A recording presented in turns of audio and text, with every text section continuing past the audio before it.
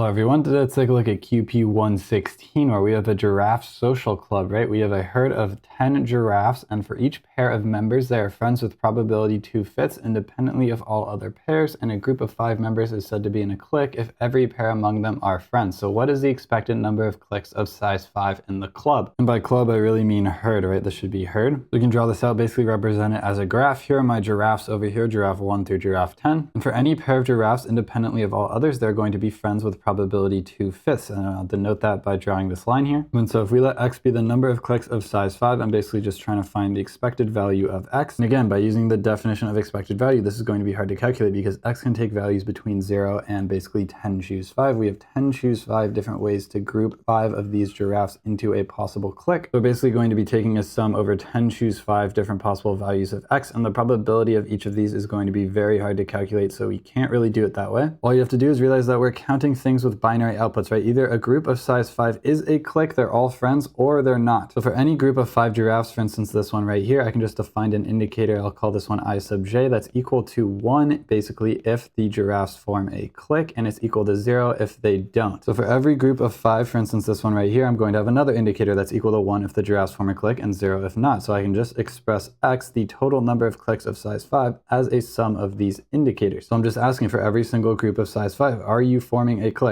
Are you forming a clique? Is the next group forming a clique? And I'm summing them up, and then I'm going to get the total number of cliques of size 5 when I do that. So because we can write x as the sum of indicators, we can just express the expected value of x as the expected value of the sum of these indicators I sub j. Now, even though these I sub j's are not independent, for instance, if I know that this group of 5 are all friends right here, so they form a clique, well then I know that these 3 right here are all friends, so then my probability of this group of 5 being a clique is going to be higher because I already know these 3, so these are dependent. It doesn't even matter for linearity of expectation. So regardless of independence, I can express this as the sum of the expected value of I sub j. Now the expected value of any indicator is just equal to the probability that that indicator is equal to 1, so I can replace that right here. I'll say this is the probability of I sub j equals 1, and we're summing up over all j. Now, how many groups of 5 can we form from a group of 10? Well, that's just going to be 10 choose 5. So we have j going from 1 to 10 choose 5. And now by symmetry, since all of our groups of 5 follow the exact same distribution, I know that the probability that any of my indicators is equal to 1 is the same as the probability of any other being equal to 1, right? So the probability that I sub 1 is equal to 1 is just equal to the probability that I sub 2 is equal to 1 is equal to the probability of any of our indicators being equal to 1, right? So since these are the same regardless of the iterator value, basically we can just express this as 10 choose 5 times the probability of I sub j being equal to 1. And now we just need to calculate this. Now what's the probability that in one of my groups, everyone is all friends? So all of these people will be friends, these people will be friends, these people will be friends, and these people will be friends. And also one more that I forgot, these people will also be friends. So what is this probability? Well, the probability is 2/5 independently of all the other pairs. How many different pairs do we have in our group of 5? We have 5 choose 2 different pairs. And for all 5 choose 2 of these pairs, they independently again have a probability of being friends of 2/5, right? Independently of all the others. So we just take 2/5 and we just raise it to the power of 5 choose 2, which is just